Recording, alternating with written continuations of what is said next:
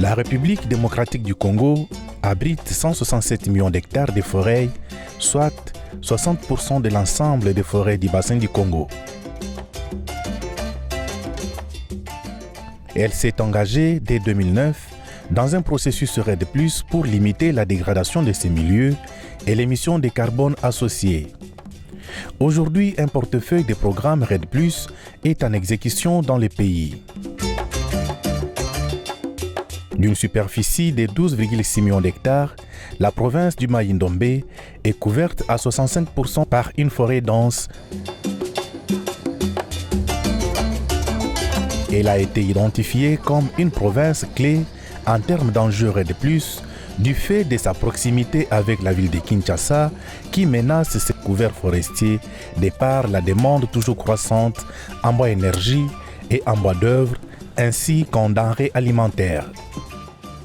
Afin de susciter une dynamique de réduction des émissions, deux programmes intégrés RED+, ont été financés depuis 2016 dans cette province, successivement sur l'ex-district des Plateaux, le programme PIRED Plateau, ensuite l'ex-district du Mai-Ndombe, le programme PIRED Mai-Ndombe. Avant, il y avait deux districts, district des Plateaux et district des Mai-Ndombe. Et dans le cadre du PIF, les financements qu'on avait s'occupaient des districts des Plateaux. La province, comme je vous ai dit, était engagée dans la préparation d'un programme de réduction d'émissions à l'échelle de toute la province.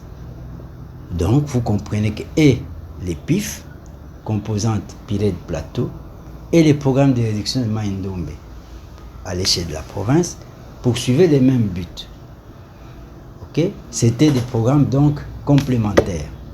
Quand la province était prête à signer un contrat d'achat-vente de réduction d'émissions au fonds carbone de la Banque mondiale, il était question donc de pouvoir trouver un financement pour étendre les activités de réduction d'émissions qui étaient menées dans les districts des Plateaux, l'étendre également aux 4 autres territoires, les districts des Mai-Ndombe. Comme ça, toute la province était couverte.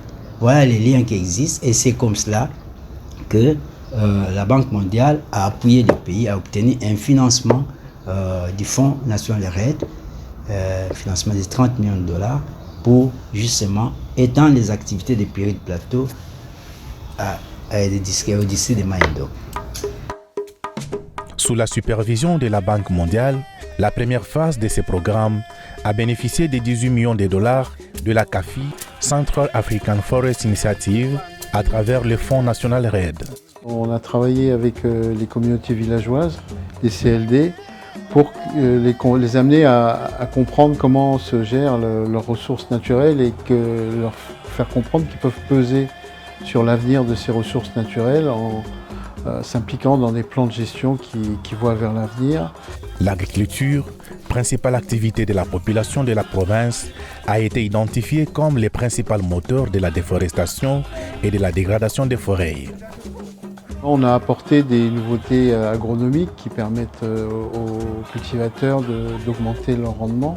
On travaille sur 120 km actuellement de réfection de pistes, de réhabilitation de ponts, de rechargement de digues, des solutions partielles aux difficultés d'accès et de circulation des marchandises.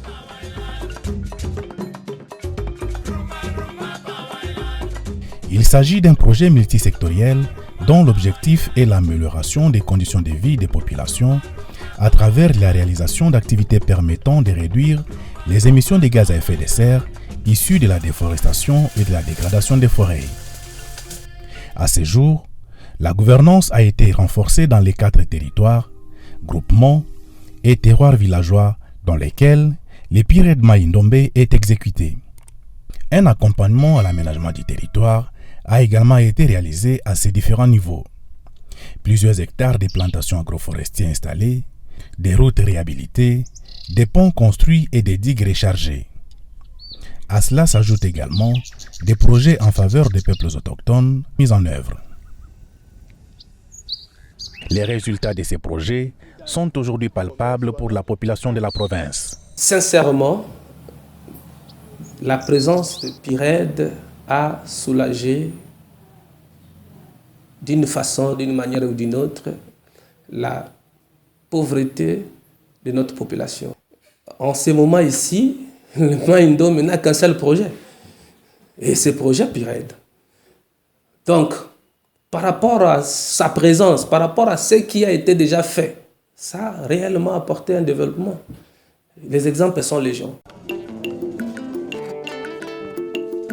Je peux vous dire qu'au moment où nous parlons ici, tronçon Mouchi-Bali est en train d'être travaillé, la route. Et dans le projet, nous avons le bac qu'on attend. Ça porte le développement, le bac, le DIBA, qui sera bientôt mis à la disposition de la province. Alors, ici aussi, beaucoup d'autres activités qui y sont en gestation. Grâce à ces projets, près de 3500 hectares de plantations agroforestières ont été installés dans les territoires de Koutou, Oshwe, Inongo et Kiri. Cette expérience nouvelle a changé catégoriquement les habitudes des communautés bénéficiaires du projet. Ndenge tobandaki koutiliser bazamba na biso na lolenge ya mabe, siko bango bayekolakisa biso lolenge ya kosalela bazamba na biso. Wana nde eloko ya liboso tomonaki ezali motuya. Eloko ya mibale tosepelaki na yango, tosali bilanga na biso ya communauté. Plus tard, même après 5 ans, ma production tokosala, omoni sikoyo tokozala na donc vie na biso eko changer, communauté a komi retrouver, Yangonde tomoni ke oui, PIRED ala kisi biso vraiment likanisi moko ya kitoko ya memeli biso na kati ya mboka na biso. Biso tozala ikala oloni mwa kwanga esili bolongo na bokepa mususu donc zamane ke ipo na libela.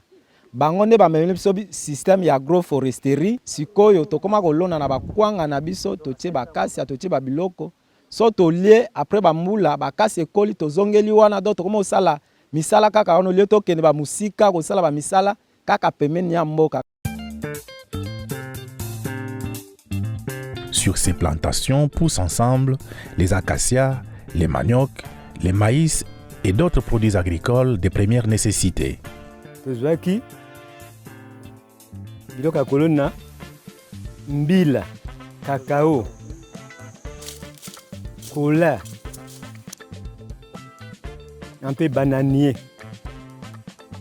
Tozwi intérêt moko mingi na kati ya mboka na biso mpona bato basalaki na makambo ya obandimaki na sensibilisation bazindimaki ke basala mosala ya PIRED. Mingi basombi ba vélo. Batangisi bana na kelasi. Babali mpe basi. Biloko na ndako. Oui, okoni mpe ondimi ezali pa ya peya, ezali pa ya bantu. Nicodème Nter Andombe est l'un des bénéficiaires de ce projet dans les territoires de Koutou. Pour coller la parole à l'acte, il nous fait visiter sa plantation située à quelques encablures de son village. Bon, étant enseignant, nous avons temps de on a outi cours ou bien après-midi na kena bilanga na musika te. Mais au PIRED pe ba pesibiso sobe bilanga na za pemen. Ba manyo ko na ngeza kuna. Omoni kesika na kona facilité ata après-midi na zo kimambango wana nyonso kaka lisungi ya PIRED. Mais au gros morceau pe na za ko zela ya mbila. Na yebiso ki pe na komi après 3 ans sili na kolobaka mobikisi ya babikisi na ngai PIRED. Peut-être VS na quelques hectares na zuna mbila ekosunganga. Dans cette savane, ce sont des palmiers nains qui se partagent le sol avec le manioc. On a 2 hectares. Opération liboso kokata matiti.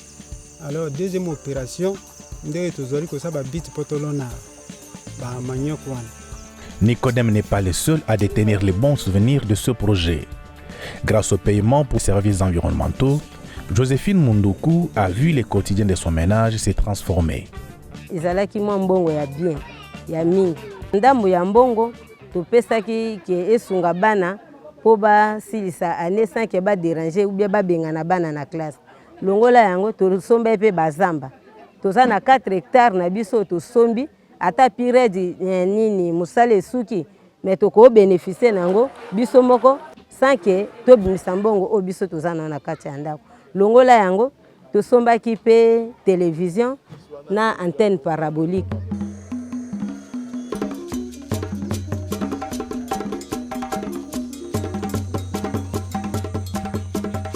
Yangai mbongo nazwaki nasombaki couple moko ya ngombe natia yango na ferme na ngai.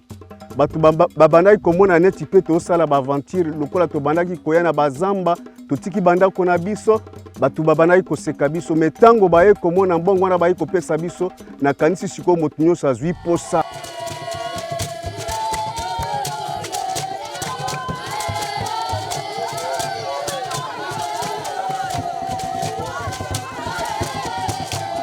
Le projet PIRED Mai-Ndombe a mis un accent sur le développement des peuples autochtones pygmées. 6 micro-projets d'élevage et d'agriculture ont été mis en œuvre dans les 3 territoires. Nous avons réfléchi, comme il y avait 6 projets et qu'il y avait 3 ONG, chaque ONG devait piloter 2 micro-projets dans les territoires de Kiri, spécialement dans le secteur de Penjoa et à Berongue. Alors, pour le territoire du Nongo, il y a 3 micro-projets. À Mombokonda, à Ikita et à Loïle. Et enfin, dans le territoire d'Oshoué, c'est à Lokongo. Donc ça fait 6. D'une façon globale, pour chacun des micro-projets, les PA ont adopté des activités ci-après. L'élevage de porcs, de chèvres, de canards, l'agriculture, notamment la plantation de manioc et même la transformation, l'apiculture, la production du miel. En gros, c'est ça. Ndumba boluka yuvini naza pea awa na mboka ya Penza musa kosala na pona banyama wana pona kozwa biloko na memelaka bango baliaka kolambela mabata pondu abwakela bango baliaka na tokelaka bango mai na pesaka bango bamelaka pona kolelisa bango lituna musala oyo eye na nzela ya PIRED eye kosunga biso bapea. Toutes ces actions mises ensemble dans le cadre du projet PIRED Mai-Ndombe ont concouru au renforcement de la gouvernance dans les 4 territoires ciblés et à un accompagnement à l'aménagement du territoire à tous ces différents niveaux. On est devant près de 500 plans simples de gestion des ressources naturelles, c'est-à-dire que dans 500 terroirs, il y a un document qui planifie l'usage des espaces et qui permet de donner une vision vers l'avenir. Au sein de PIRED, il y a des techniciens qui travaillent en collaboration avec nos services. Donc, ces services-là déconcentrés ont acquis certaines expériences en la matière, soit du côté agricole, soit du côté aménagement, soit dans tous les secteurs où le PIRED a intervenu.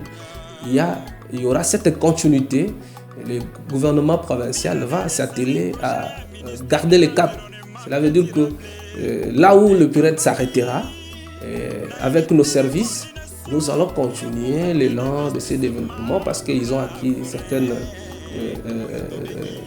un échange de connaissances et de savoirs.